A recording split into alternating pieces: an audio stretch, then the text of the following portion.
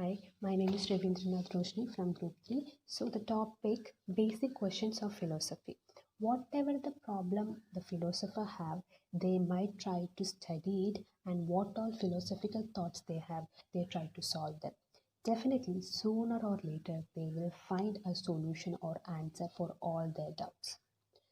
Then, what are the basic questions of philosophy? There are two main realities, objective and materialistic, and objective or materialistic, and subjective or idealistic.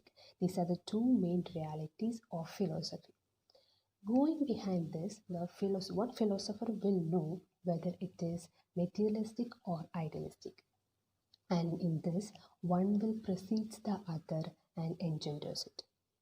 So from this, then if we talk about materialism, from the point of view of philosopher, they said that it rejects the unscientific interpretation of the origin and essence of the world.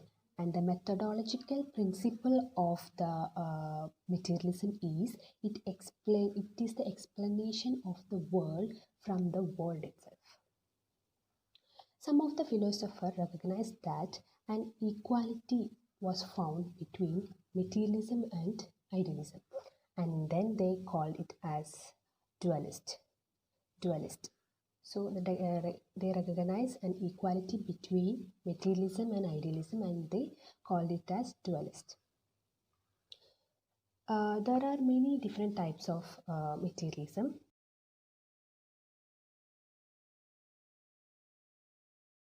Some of them are objectivism and dialectic materialism, philosophy, mechanism, and epiphenomenalistic materialism, eliminative materialism, and physicalistic materialism. These are some of the types of materialism we have.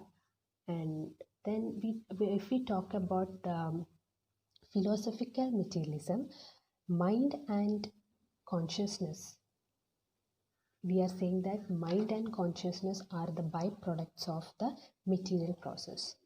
There is a closely relation between materialism and physicalism, and they view that all that exists is ultimately physical.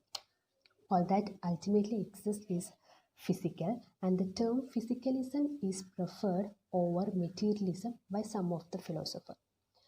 If we talk about the history of materialism, during the 19th century, Karl Marx and Friedrich Engels expanded the concept of materialism to elaborate materialistic concept of history.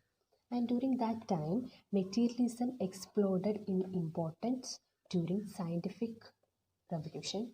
And for many of the scientists, materialism was not a ontological conclusion, but a methodological assumption. So, materialism in a general view is about what actually exists, and materialism is also a central element of secular humanism. In order to understand the world around us, materialism proposes that we need to study and look at the environmental, physical, economical, and historical factors. Materialism also emphasizes on the importance of worldly possessions and physical beauty, and proclaiming that they are the most important things in the life. A materialistic person will be the one who seeks wealth, and one is superficial, and he will be selfish and status conscious and want to look good all the time, and he will be manipulative and work for his own benefits. But the last, materialism relies on the achievements of science and practices. It gives many contributions to science, and also it helps for many of our scientific recognitions. Thank you. I am Kaippadath Vinod Sandra. I am going to speak about idealism. In simple terms, idealism is believing in or pursuing some perfect vision or belief. Idealism also has various forms. subjective, objective, and transcendental.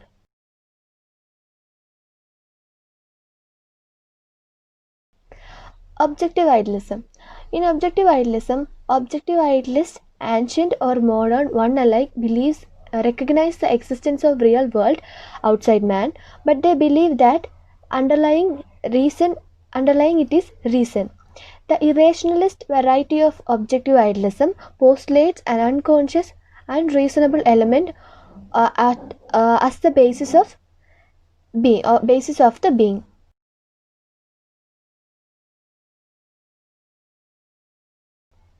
From the point of subjective idealism, the objective world does not exist. It is a product of man's subjective cognitive abilities, sensations, and perception. From the fundamental idea of philosophical system, things are complex of sensation, and to exist means to be perceived by man's sense organs.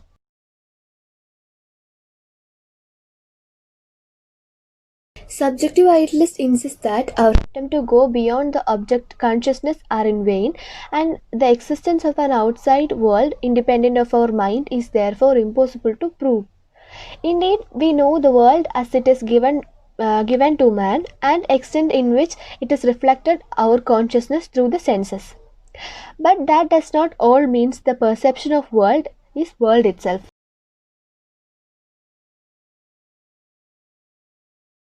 Even our everyday experiences show that the object of perception continue to exist when we do not perceive them.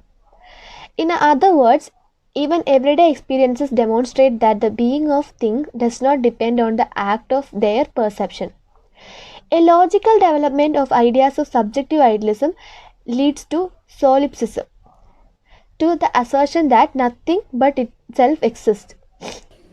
The subjective idealist is not unlike a person who finds himself in a room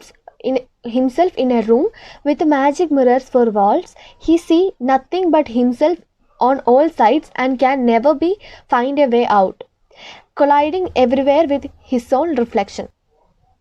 Materialism relies on achievement of science and practice, whereas idealism goes side by side with religion, being its indirect and sometimes direct foundation.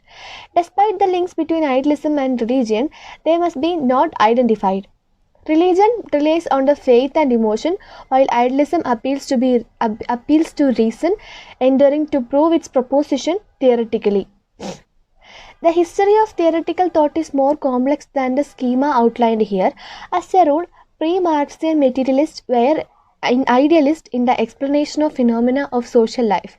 Their explanation of natural phenomena too, although on the whole materialists were not entirely consistent, as they sometimes postulated a certain prime mover or recognized the initial act of divine creation, which was then eliminated from the explanation of natural phenomena.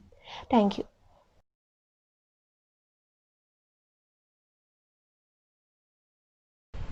Здравствует, my name is Kalathil Mohammed Alfath Rahman and I am from third group. So I am going to speak about idealism. So idealism, in idealism, the aim of idealism is the education is to discover and develop each individual abilities and full moral excellence in order to better serve society. The curricular emphasis is the subject of matter, of mind, literature, history, and philosophy, and religion. In popular usage, an idealist is someone who have ideas or who have believe in high ideals and strives to make them real, even though they may be impossible. The sense of idealism is very different from the way of the word is in philosophy. In philosophy, idealism is about the basic structure of reality. Idealists hold the most basic unit of reality is not material but conceptual. And idealism it is the aim of idealistic education is the preservation, enrichment, and transmission of culture. Education must contribute to the development of overall culture. Idealism helps a person to become much more rational. Idealism in education means development of a good relation between a student and a teacher.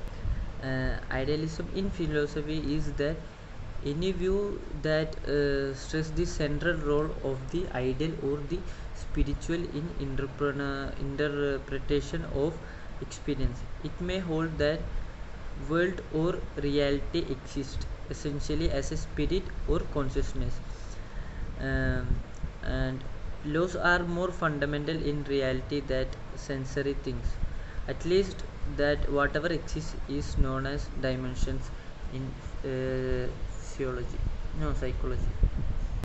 Then if subjective idealism locks itself within a sphere of cognizing individual, the senses form of his cognition. Objective idealism, on this contrary, if a result of human thought of man's entire culture to an absolute, ascribing to it absolutely individual, suprapersonal being and active power. The logic of human thought is expanded to cover a whole world and becoming the logic of being itself. For example, a wise man dies, but wisdom, becoming imperishable, is perceived as something general and exists in system of culture as something super personal. Being diverse from individual, the general came to be perceived as something existing absolutely. Um, the eternal existing of the world without a creator was therefore beyond this compression of some people, still as a matter of fact. Hence, acceptation of this existence of universal creator and ruler. Spasiba. Thank you.